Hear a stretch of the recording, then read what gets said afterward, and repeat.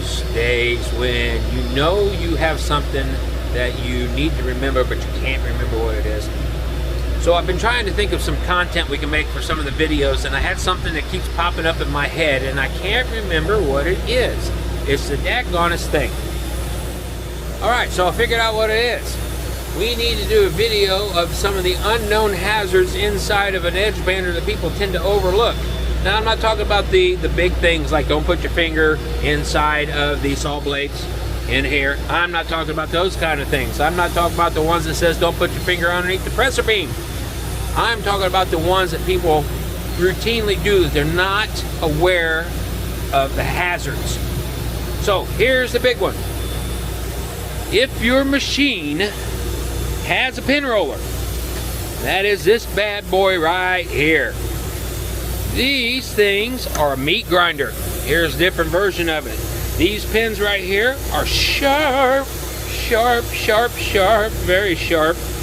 And when they're doing their job, they will eat you alive if you get your hand in there. Hence the reason that when you lift these doors up, it stops the track, stops the pin roller, all of that in there.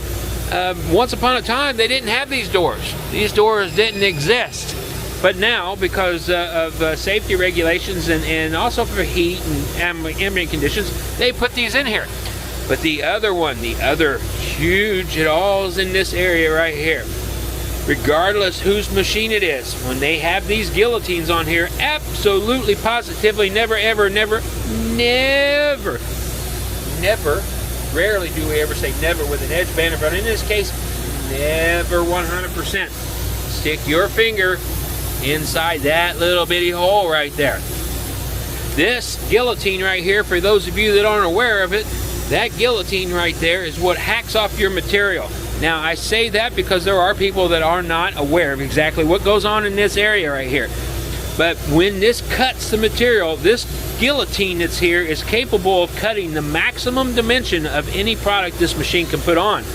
So if you're putting on 3mm PVC and it's 60 millimeters tall, that guillotine will cut it. And that is certainly more rigid than your finger is. So you may ask yourself, why in the world would anybody put their finger in there? Well, it is not uncommon for an Edgebander, because it is an Edgebander, for the tape not to be picked up by the side presser roller, and when that happens and the guillotine cuts it, that little piece stalls down inside there. And depending on what style of guide that you have in this area, whether it's a Brandt, whether it's a Homag, whether it's a Holz-her, or a Jeepin, or any of the companies, sometimes this area right in here can be a pain in the hind end to be able to extract that part. So you have this nice little open area right here, right there. So where's people want to do? They want to put their pinky, put that through there. One thing I can tell you 100%, do not trust this. Now, that guillotine will never misfire unless there's a sense of danger.